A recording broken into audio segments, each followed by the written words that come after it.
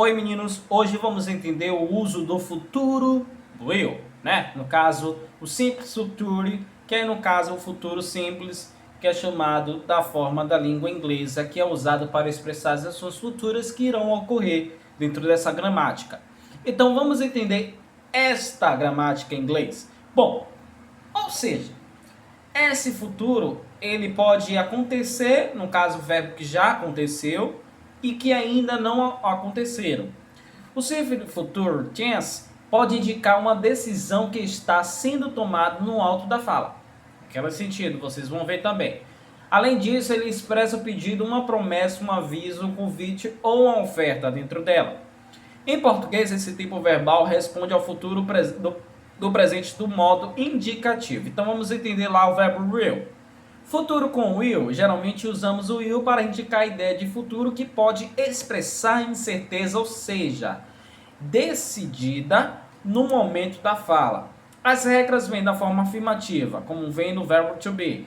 Sujeito mais o will mais o verbo principal do infinitivo sem you do mais o complemento.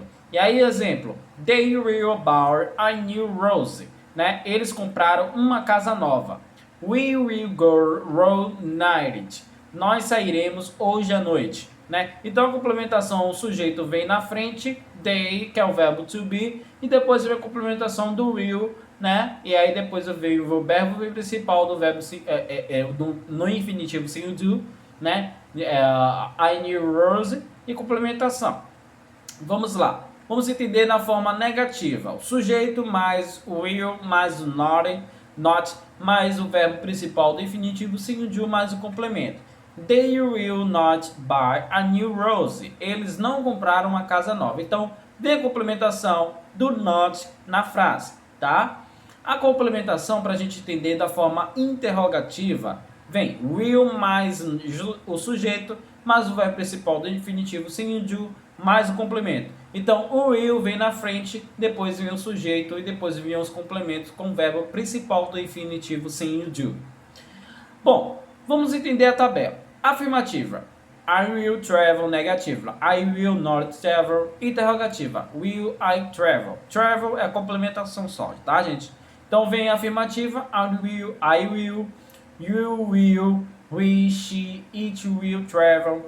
We will, you will e they will.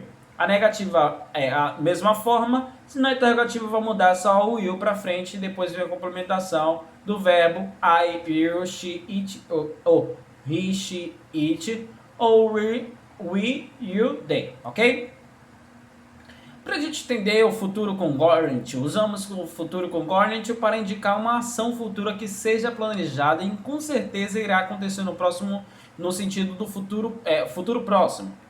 As regras vêm formando com a mesma forma do futuro will, né? Aí vem o sujeito mais o verbo to be, I, is, are, mais o going to, mais o verbo principal do infinitivo sem o do e o mais o complemento.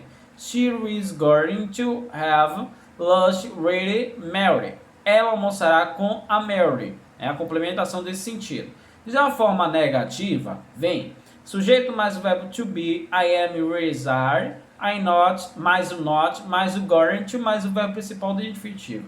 E na interrogativa, então como vocês sabem, coloca o not no meio. Na forma interrogativa vem o verbo to be no primeiro, are, am, is, are, né?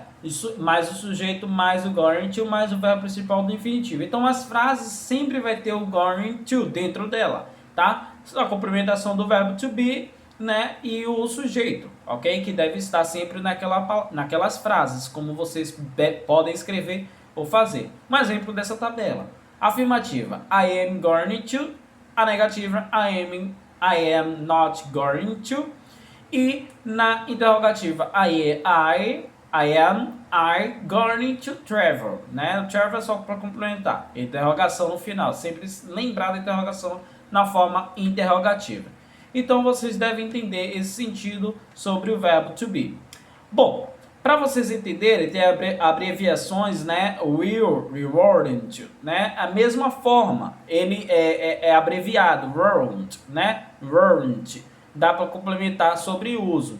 Então, essa atividade no caderno vocês vão complementar com will ou warrant, né? A forma correta pode ser abreviada na forma concreta, tá?